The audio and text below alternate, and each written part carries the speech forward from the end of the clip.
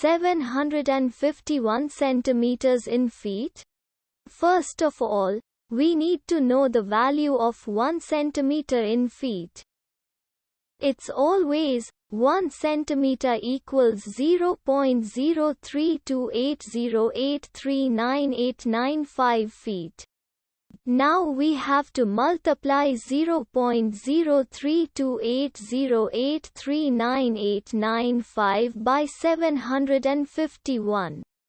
Therefore, 751 centimeters times 0.03280839895 feet equals 24.63910761145 feet.